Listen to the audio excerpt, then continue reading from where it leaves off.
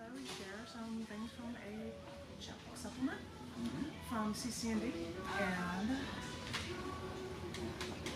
I have 2 poems from this one show for you. I think your office ready at the bike counter. It's good to I know. think your office is Patrick. ready. That's good to know. That's good to know. This one is a women's issues poem, I believe, for another performance art show. It's called Echo in My Mind. The thoughts of these women, the visions of these women, the legacies of these women, they echo in my mind. I think of the woman who, in her youth, led armies to battle and saved her country. And for this, she was burned at the stake because she was a woman and she had beliefs. I think of the woman who wore a black dress as the bride to her wedding. And no, it's not because she's goth like me, it's because she had work to do. And she didn't want to get her white wedding dress dirty. And yeah, she had work to do. She was discovering things scientists take for granted now. She was discovering things no man had yet to wrap his head around. I think of the woman who lived in a time when she wasn't allowed a higher education. So she studied for free, and then she worked for free, and made amazing scientific discoveries until she escaped Germany days before Adolf Hitler would have put her in a concentration camp. She carried a friend's diamond ring while trying to escape in case she needed to bribe someone to allow her to leave. And her drive, her work, gave her the World Nobel Prize winning collaborations, despite the efforts of the Third Reich, and despite the patriarchy, and all her life she had fought. Well, she was just a woman. She doesn't need to learn. I think of the woman who was born in the first wave of women allowed to have higher education. But still, she left her communist home, searching for freedom. She started a life on the other side of the earth, because after what she learned, she knew that understanding philosophy could really set her free. I think of the woman born not too far from my home. She studied music, but wanted to share her story of life as a woman with the rest of the world. And through her journeys, she stayed with a tribe when prisoners, armed with lawnmower blades, broke out of their jail cell, while all she could do was wonder, wait, and listen out in the jungle. During her travels, she took mail planes, like airline for delivering postal mail planes, until she was dropped off as far as she could before completing her solitary journey to the North Pole. As an artist in residence for NASA, she learned how men, during the Cold War, thought of setting up nuclear bombs on the dark side of the moon. Attention. Of course, only a man would think of doing something like that. And when she was in a protest about the economic exploitation of women and the treatment of women as animals, giving out flyers with images of chicks, bunnies, foxes, and pussycats. And she even said that, quote, for every dollar a man makes, a woman makes 63 cents. Now, 50 years ago, that was 62 cents. So, with that kind of luck, it'll be the year 3,888 before we make a buck. And I think about what all these women say, and I think about what all these women mean, and like they say, I could just go on and on and on, but tonight, I've got a headache. Yeah, sure. This piece told me that there was one other piece I should read from here. Yeah. I thought it was going to go on the show, but it's missing. My stuff. It says, Echo in my mind through. Yeah, so I will do this one. I had to mark which ones I could read. Yeah. That was, Oh, yeah. well, if I hadn't read them from this book before, I did mark off what I can share. This, April being National Poetry Month, one year, I decided to write Erasure Poems, where you take well-known documents or speeches and you just erase pieces from it and make something else. And this was one of them. This is a Erasure Poem, one of the most hated women in America. It will start with, these are chosen words spoken by Casey Anthony after she was charged with the murder of her infant daughter, Kaylee, for which she was later acquitted. She keeps a lonely, guarded life now. In her words, I was in confinement for 23 hours a day for weeks at a time. In her words, my sentence was doled out long before there was a verdict. Sentence first, verdict later. Guilty long before a day in court. In her words, she does not have a significant problem with not telling the truth. In her words, I hate to say this, but cops believe other cops. Cops tend to victimize the victims. I see why I was treated the way I was, even had I been completely truthful. Cops lie to people every day. I'm just one of the unfortunate idiots who admitted they lied. In her words, I don't give a about what people think anymore about me. I never will. I'm okay with myself. I sleep pretty good at night.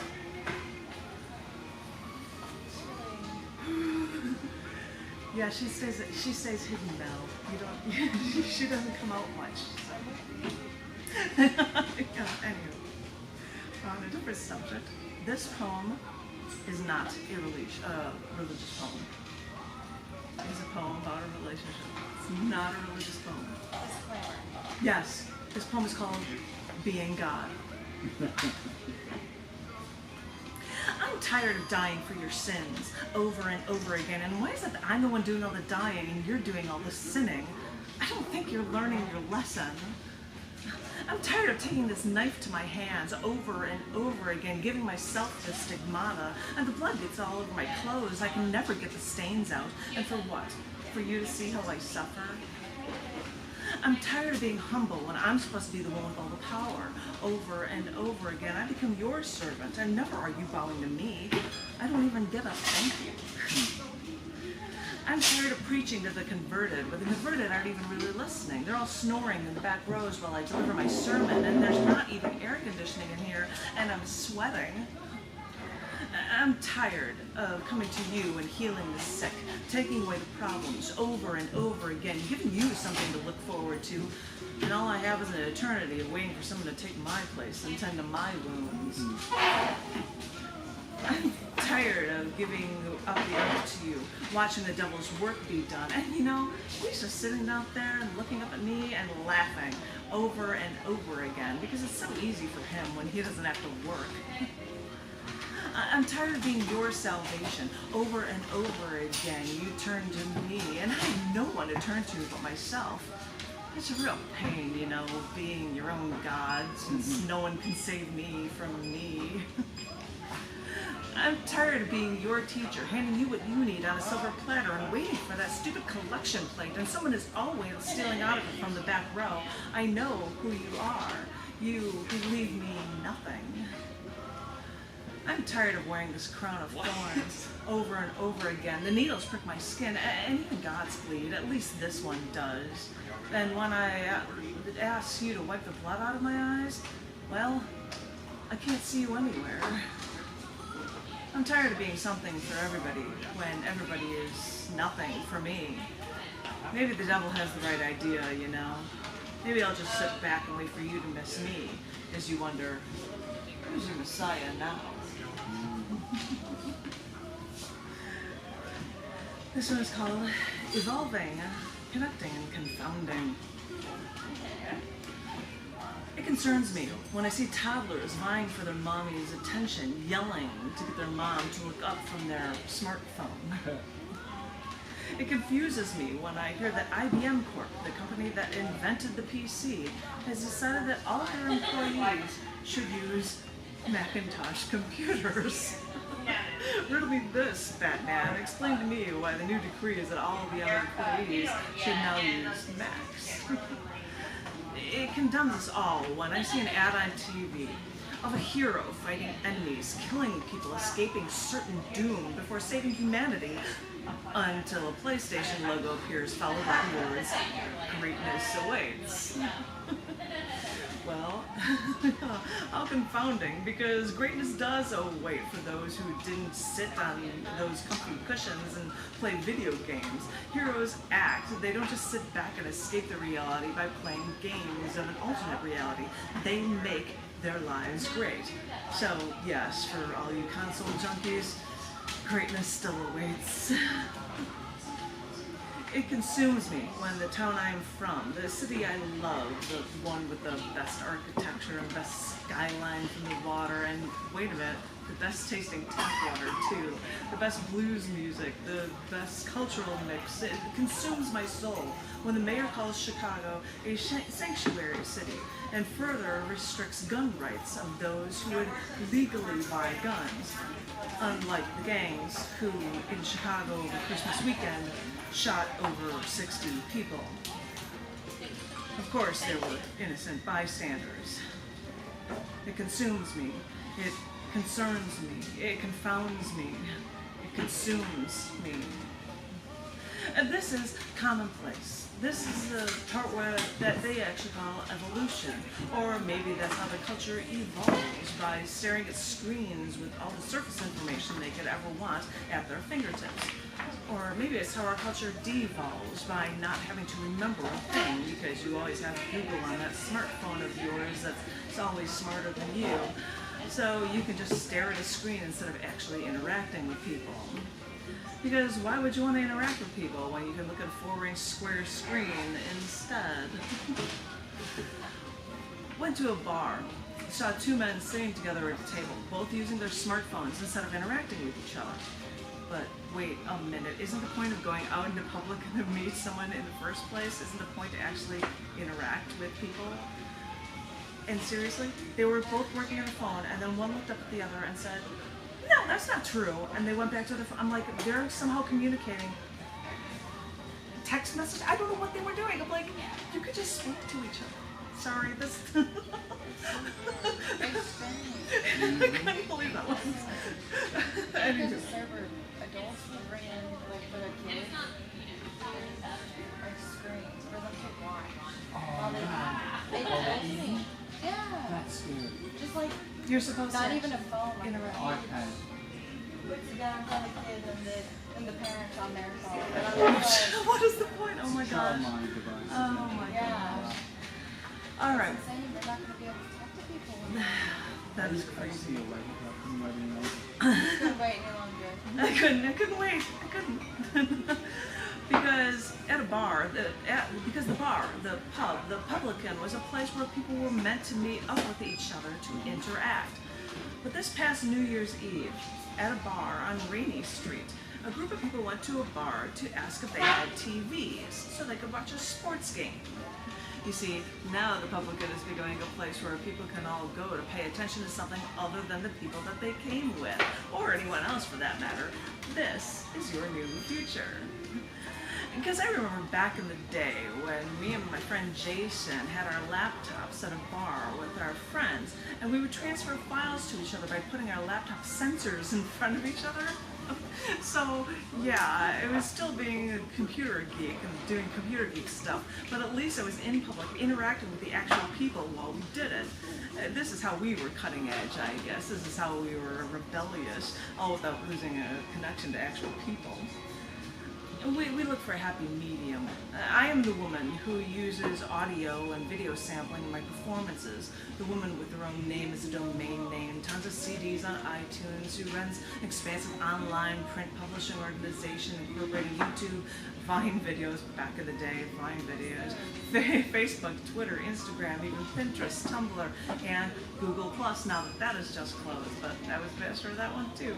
But I don't know how many times I've been called a Luddite because I only recently got this smartphone. And you know, no one ever calls me, so really, what am I missing out on? Because maybe the problem is trying to come up with that balance. With this ever-expanding technology crammed down our throats that we're forced to feel that we need, sure, we can always want the latest and the newest. We can forget that our phone used to cost less than $20 per household per month. That's right. Yeah, I remember that. Because we always have to give up something in order to get something new. We think we can have it both ways as we welcome the new millennium, but maybe the real key is remembering to strike a balance so that we don't lose what we loved about the past while embracing, throwing our arms around the future. The future is ours. Just look before you leap so that you'll know that you'll land on your own 2 feet and still land on top. I've got one more. Oh, this one was from the, it was originally done in the last show that was ever done at the Baha'i Faith Center. This is called Only Voice He Could Hear. When I was 10, I was the queen of Hawaii in a school play. Other students in my court kneeled around me, then dancers entertained us, all while I sat on a throne. I took advanced classes. I was even a tough 10 speller. Could spell the longest word in the English dictionary, pneumono-ultramicroscopic silicovolcanoconiosis. Wow. At this point, I thought I could do anything. So I learned a little French, but I don't know, I must have mixed my petit déjeuner because I was feeling a bit peckish and wanted something more. I joined choir, even sang with my graduate ceremony with classmates before I went to high school. Because even at the ripe old age of 13, I wanted to live by those words that we sang in that chorus. Climb every mountain, forge every stream, follow every rainbow, till you find your dream, until you find your dream. That was an octave higher back then. I'm not gonna do that. Till you. Oh yeah. Too much. I'm not gonna do that now. Anyway, it might break some windows.